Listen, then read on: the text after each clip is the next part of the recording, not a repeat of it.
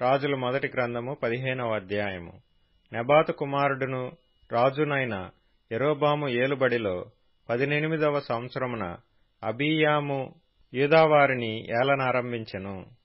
అతడు 3 సంవత్సరములు యెరూషలేమునందు రాజుగా ఉండెను. అతని తల్లి పేరు మయక, ఆమె అబీషాలోము కుమార్తె. అతడు తన తండ్రి పూర్వము అనుసరించిన పాప మార్గములన్నిటిలో నడిచెను. తన పితరుడైన దావీదు హృదయము తన దేవుడైన యెహోవా ఎడల యథార్థముగా ఉన్నట్లు అతని హృదయము యథార్థముగా ఉండలేదు.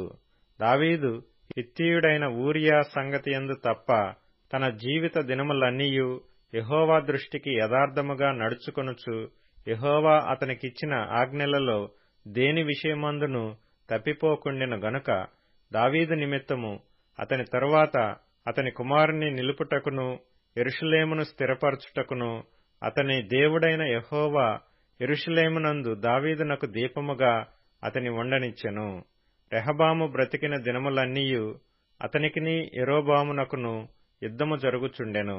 అబీయాము చేసిన ఇతర కార్యములను గూర్చియు అతడు చేసిన వాటన్నిటిని గూర్చియు యూదారాజుల వృత్తాంతముల గ్రంథమందు వ్రాయబడియున్నది. అబీయామునకును యరొబామునకును యుద్ధము కలిగియుండెను. అబీయాము తన పితరులతో కూడా నిద్రించగా వారు దావీదుపురమందు అతనిని సమాధి చేసిరి. అతని కుమారుడైన ఆసా అతనికి మారుగా రాజాయెను. ఇశ్రాయేలు వారికి రాజైన యరొబాము ఏలుబడియందు 20వ సంవత్సరమున ఆసా యూదావారిని ఏలనారంభించెను. అతడు 41 సంవత్సరములు యెరూషలేమునందు ఏలుచుండెను. అతని అవ్వ పేరు మయక, ఈమె అబీషాలోము కుమార్తె. ఆసా తన పితరుడైన దావీదు వలె యెహోవా దృష్టికి యథార్థముగా నడుచుకొని పురుషగాములను దేశములో నుండి వెళ్లగొట్టి తన పితరులు చేయించిన విగ్రహములన్నిటినీ పడగొట్టెను. మరియు తన అవ్వయైన మయక అసహ్యమైన ఒక దాని చేయించి దేవతాస్తంభము ఒకటి నిలుపగా ఆసా ఆ విగ్రహమును చిన్నా భిన్నములుగా కొట్టించి కిద్రోను ఓరను దాని కాల్చివేసి ఆమె పట్టపు దేవి కాకుండా ఆమెను తొలగించెను. ఆసా తన దినములన్నీయు హృదయపూర్వకముగా యెహోవాను అనుసరించెను గాని ఉన్నత స్థలములను తీసివేయకపోయెను. మరియు అతడు తన తండ్రి ప్రతిష్ఠించిన వస్తువులను తాను ప్రతిష్ఠించిన వస్తువులను వెండియు బంగారమును ఉపకరణములను యెహోవా మందిరములోనికి తెప్పించెను. వారు బ్రతికిన దినములన్నిటిను ఆసాకును ఇశ్రాయేలు రాజైన బయెషాకును యుద్ధము జరుగుచుండెను. ఇశ్రాయేలు రాజైన బయెషా యూదావారికి విరోధి అయ్యుండి యూదారాజైన ఆసా యొద్ద నుండి ఎవరునూ రాకుండను అతని యొద్దకు ఎవరునూ పోకుండను రామా పట్టణమును కట్టించెను. కాబట్టి ఆసా యెహోవా మందిరపు ఖజానాలోను రాజనగరు యొక్క ఖజానాలోను శేషించిన వెండి అంతయు బంగారం అంతయు తీసి తన సేవకుల చేతికప్పగించి హెజ్యోనునకు పుట్టిన టబ్రిమ్మోను కుమారుడును దమస్కులో నివాసము చేయుచు ఆరామునకు రాజునయ్యున్న బెన్హదదుకు పంపి మనవి చేసినదేమనగా, నీ తండ్రికిని నా తండ్రికిని సంధి కలిగియున్నట్లు నీకును నాకును సంధి కలిగి ఉండవలెను గనుక వెండి బంగారములను నీకు కానుకగా పంపించుచున్నాను. నీవు వచ్చి ఇశ్రాయేలు రాజైన బయెషా నా యొద్ద నుండి తిరిగిపోవునట్లు నీకును అతనికిని కలిగిన నిబంధనను తప్పింపవలెను. కాబట్టి బెన్హదదు రాజైన ఆసా చెప్పిన మాటకు సమ్మతించి తన సైన్యముల అధిపతులను ఇశ్రాయేలు పట్టణముల మీదికి పంపి ఈయోనును దానును అబేల్ బేత్ మయకాను కిన్నెరెతును నఫ్తాలీ దేశమును పట్టుకొని కొల్లపెట్టెను. అది బయెషాకు వర్తమానము కాగా రామా పట్టణము కట్టుట మాని తిర్సాకు పోయి నివాసము చేసెను.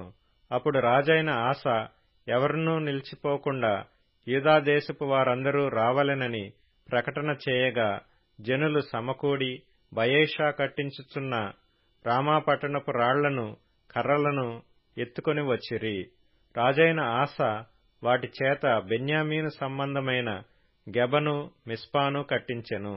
ఆసా చేసిన ఇతర కార్యములను గూర్చియు అతని బలమంతటిని గూర్చియు అతడు చేసిన సమస్తమును గూర్చియు అతడు కట్టించిన పట్టణములను గూర్చియు యూదారాజుల వృత్తాంతముల గ్రంథమందు వ్రాయబడి ఉన్నది. అతడు వృద్ధుడైన తరువాత అతని పాదములయందు రోగము పుట్టెను. అంతటా ఆస తన పితరులతో కూడా నిద్రించి తన పితరుడైన దావీదుపురమందు తన పితరుల సమాధిలో పాతిపెట్టబడెను. అతనికి మారుగా యెహోషాపాతు అను అతని కుమారుడు రాజాయెను. యరొబాము కుమారుడైన నాదాబు యూదారాజైన ఆసా ఏలుబడిలో 2వ సంవత్సరమందు ఇశ్రాయేలు వారిని ఏలనారంభించి ఇశ్రాయేలు వారిని 2 సంవత్సరములు ఏలెను. అతడు యెహోవా దృష్టికి కీడు చేసి తన తండ్రి నడిచిన మార్గమందు నడిచి అతడు దేనిచేత ఇశ్రాయేలు వారు పాపము చేయుటకై కారకుడాయెనో ఆ పాపమును అనుసరించి ప్రవర్తించెను. ఇస్సాకారు ఇంటి సంబంధుడును అహీయా కుమారుడనైన బయెషా అతని మీద కుట్ర చేసెను. నాదాబును ఇశ్రాయేలు వారందరును ఫిలిష్తీయుల సంబంధమైన గిబ్బెతోనునకు ముట్టడి వేయుచుండగా గిబ్బెతోనులో బయెషా అతన్ని చంపెను. రాజైన ఆసా ఏలుబడిలో 3వ సంవత్సరమందు బయెషా అతని చంపి అతనికి మారుగా రాజాయెను. తాను రాజు కాగానే ఇతడు యరొబాము సంతతి వారినందరినీ హతము చేసెను.